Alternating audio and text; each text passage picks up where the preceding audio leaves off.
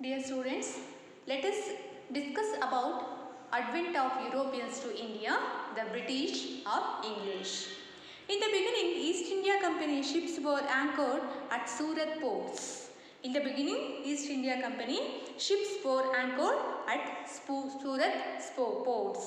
ಏನಾಗುತ್ತೆ in the beginning East India Company ಸ್ಥಾಪನೆಯಾದಂತಹ ಕೆಲವೇ ದಿನಗಳಲ್ಲಿ ಏನಾಗುತ್ತೆ ಸೂರತ್ ಪೋರ್ಟ್ನಲ್ಲಿ ಈ ಒಂದು ಈಸ್ಟ್ ಇಂಡಿಯಾ ಕಂಪನಿಯ ಹಡಗುಗಳು ನಿಲ್ಲೋದಕ್ಕೆ ಶುರುವಾಗುತ್ತೆ. Sir Thomas Roe visited the court of the Mughal emperor Jahangir in 1615 CE. Sir Thomas Roe visited the court of Mughal emperor. So sir Thomas Roe ಎನ್ನುವಂಥವರು ಏನು ಮಾಡ್ತಾರೆ, ಮೊಘಲ್ ಎಂಪರರ್ ಆದಂತಹ ಜಹಾಂಗೀರನ ಆಸ್ಥಾನಕ್ಕೆ ಬಂದು ಭೇಟಿಯನ್ನು ಕೊಟ್ಟು ಸೊ ಪರ್ಮಿಷನನ್ನು ತಗೊಳ್ತಾರೆ. ಏನಕ್ಕೋಸ್ಕರ? ಸೂರತ್ನಲ್ಲಿ ವ್ಯಾಪಾರವನ್ನು ನಡೆಸೋದಕ್ಕೋಸ್ಕರ. obtained permission to trade in Surat. Later trade centers were established Agra, Ahmedabad, Bhruch, Calcutta, Madras, Bombay and etc. ಇಲ್ಲೆಲ್ಲ ಏನು ಟ್ರೇಡ್ ಸೆಂಟರ್ಗಳು ಶುರುವಾಗ್ತಾ ಹೋಗುತ್ತೆ. ಎಲ್ಲಿ?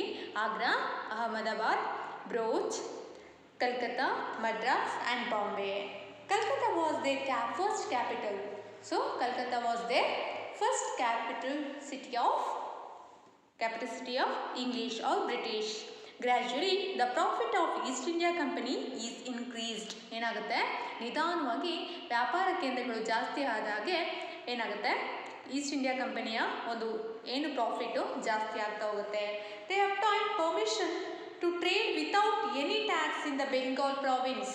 ಜೊತೆಗೆ ಪರ್ಮಿಷನ್ನ ತಗೊಳ್ತಾರೆ, ದಸ್ತಕ್ ಅನ್ನೋ ಮೂಲಕ ಒಂದು ಪರ್ಮಿಷನ್ ತಗೊಳ್ತಾರೆ. ಪರ್ಮಿಷನ್ ಅಂದರೆ ದಸ್ತಕ್ ಅಂತಂದರೆ ದಸ್ತಕ್ ಅನ್ನೋ ಹೆಸರಿಂದ ಒಂದು ವಿತೌಟ್ ಟ್ಯಾಕ್ಸ್ ಅಂದರೆ ಪರ್ಮಿಷನನ್ನು ತಗೊಳ್ತಾ ಹೋಗ್ತಾರೆ. In Bengal province, the present Bengal, Bihar and Odisha ಇಲ್ಲೆಲ್ಲ ಏನಾಗುತ್ತೆ, ವಿತೌಟ್ ಟ್ಯಾಕ್ಸ್ ಮೂಲಕ ವ್ಯಾಪಾರವನ್ನು ಮಾಡಲಿಕ್ಕೆ ಮುಂದಾಗ್ತಾರೆ. ಇದರಿಂದ ಆ ಒಂದು ಬ್ರಿಟಿಷರ ವ್ಯಾಪಾರ ಏನಾಗ್ತಾ ಹೋಗುತ್ತೆ, ನಿಧಾನವಾಗಿ ಇನ್ಕ್ರೀಸ್ ಆಗ್ತಾ ಹೋಗುತ್ತೆ. In Agra, from the Mughal emperor Farrukh Siyar, these measures enabled the British to gain more strength. ಇದರಿಂದ ಏನಾಗುತ್ತೆ, ಜೊತೆಗೆ ಮೊಘಲ್ ಎಂಪರರ್ ಆದಂತಹ ಆಗ್ರಾದಲ್ಲಿ ಮೊಘಲ್ ಎಂಪರರ್ ಆದಂಥ ಫರೂಕ್ ಸಿಯಾರ್ನ ಪರ್ಮಿಷನ್ ತಗೊಂಡು ಎಲ್ಲ ಕಡೆ ಏನು ಮಾಡ್ತಾರೆ, ವಿತೌಟ್ ಟ್ಯಾಕ್ಸ್ ಒಂದು ಟ್ರೇಡನ್ನು ಮಾಡೋದಕ್ಕೆ ಶುರು ಮಾಡಿ ಅವ್ರ ಸ್ಟ್ರೆಂತನ್ನು ಜಾಸ್ತಿ ಮಾಡ್ಕೊಳ್ತಾರೆ. In order to improve their strength, the British built forts around their residential areas.